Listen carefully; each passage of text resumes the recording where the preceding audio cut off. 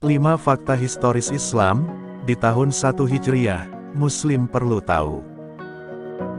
Sebagai umat Islam, tentunya kita tidak asing dengan penanggalan Hijriah. Berbeda halnya dengan tahun Masehi, sistem kalender Hijriah digunakan utamanya sebagai penanda peristiwa atau momen penting. Di antaranya adalah penentuan puasa Ramadan, Hari Raya Idul Fitri, dan pergi haji ke Tanah Suci. Di tahun 2022 ini, kita sudah mencapai jarak waktu lebih dari 1000 tahun, dari pertama kali Rasulullah Shallallahu Alaihi Wasallam berhijrah ke Madinah bersama kaum Muslim Makkah. Lantas, peristiwa bersejarah apakah yang terjadi pada tahun pertama Hijriah? Berikut 5 fakta historis mengenai hal tersebut. Yuk, disimak. 1. Pembangunan Masjid Quba. Masjid Quba terletak di suatu desa, pinggiran kota Madinah yang bernama Quba. Sebelum hijrah memasuki Madinah, Rasulullah Shallallahu Alaihi Wasallam beserta kaum Muslim Mekah beristirahat selama 10 hari di tempat tersebut, sembari membangun masjid. Inilah masjid pertama dalam sejarah Islam, di mana Rasulullah Shallallahu Alaihi Wasallam sendiri ikut terlibat membawa bahan-bahan bangunan, hingga badan mulia beliau dipenuhi debu dan pasir. Masjid ini berdiri di atas kebun kurma, seluas 1200 meter persegi. Kemudian, ketika era pemerintahan Khalifah Umar bin Khattab masjid ini mulai mengalami renovasi. Hingga kini, luasnya telah mencapai 5.860 meter persegi, dan dapat menampung sekitar 20.000 jamaah. Di samping itu, terdapat hadis yang diriwayatkan oleh sahabat Ibnu Umar bahwa Nabi biasa pergi ke Masjid Quba setiap hari Sabtu, kadang-kadang berjalan, dan kadang-kadang berkuda. 2. Pembuatan Masjid Nabawi. Pada bulan Muharram, tahun 622 Masehi, Rasulullah Shallallahu Alaihi Wasallam bersama para sahabat pergi hijrah ke wilayah bernama Yasrib. Setelah 10 tahun berada di Yasrib, Nabi Muhammad Shallallahu Alaihi Wasallam mengubah nama kota tersebut menjadi Al-Madinah Al-Munawwarah. Pada tahun pertama hijrah, Rasulullah Shallallahu Alaihi Wasallam langsung membangun sebuah masjid sesampainya beliau dan rombongan di kota tersebut. Masjid yang kemudian dikenal dengan nama Masjid Nabawi tersebut semula sangat sederhana. Ukurannya hanya 1050 meter persegi, sebelum diperluas menjadi 1452 meter persegi, atas perintah Nabi Muhammad Shallallahu Alaihi Wasallam, 7 tahun sesudah peristiwa hijrah. Awalnya, dinding masjid hanya terbuat dari lumpur, dan atapnya terbuat dari batang pohon kurma yang rindang. Letak masjid ini semula bersebelahan dengan kediaman Rasulullah Shallallahu Alaihi Wasallam. Kini luasnya mencapai lebih dari 100.000 meter persegi, dan mampu menampung sekitar lebih dari 1 juta jamaah. 3. Rasulullah Shallallahu Alaihi Wasallam mempersatukan suku Aus dan Khazraj, serta mempersaudarakannya dengan kaum Muhajirin. Sebelum kedatangan Rasulullah Shallallahu Alaihi Wasallam dan para sahabat, kota Madinah didominasi oleh penduduk dari 2 suku besar, yakni suku Aus dan suku Khazraj. Keduanya terus-menerus berperang selama puluhan tahun.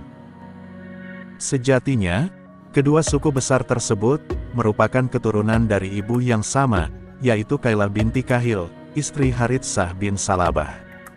Rupanya, di tengah-tengah mereka, tinggal kaum Yahudi yang diam-diam tak henti memprovokasi pertikaian antar kedua suku tersebut.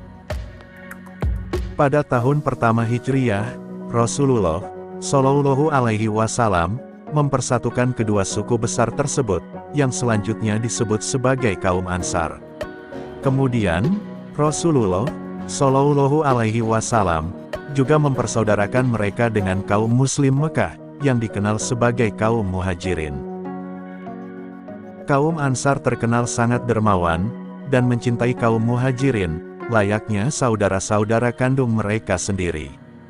Di samping itu, Rasulullah Shallallahu Alaihi Wasallam juga membuat perjanjian dengan kaum Yahudi di dalam kota dan suku-suku tetangga untuk perdamaian dan persahabatan. 4. Masing-masing jumlah rakaat salat wajib belum sempurna, yaitu 2 rakaat. Salat merupakan rukun Islam kedua setelah syahadat, yang menjadi kewajiban bagi setiap muslim yang sudah balik, atau matang secara reproduksi. Sebenarnya, salat bertujuan untuk memastikan keimanan dalam setiap jiwa muslim, sekaligus sebagai jalan untuk meningkatkan ketakwaan kepada Allah Subhanahu wa Ta'ala, di mana Allah Subhanahu wa Ta'ala melimpahkan rahmat dan kebaikan dalam ibadah tersebut.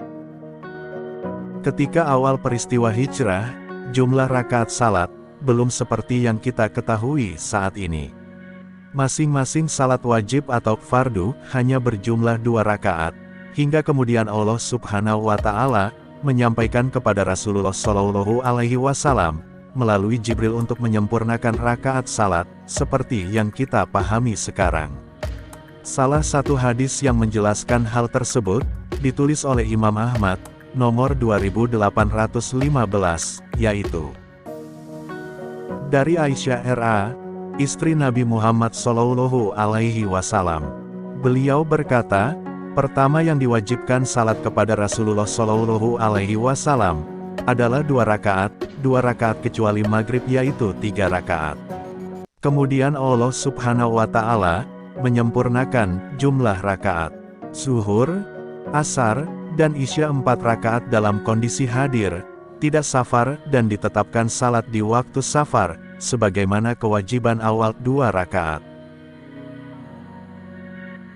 5. Azan dikumandangkan pertama kali.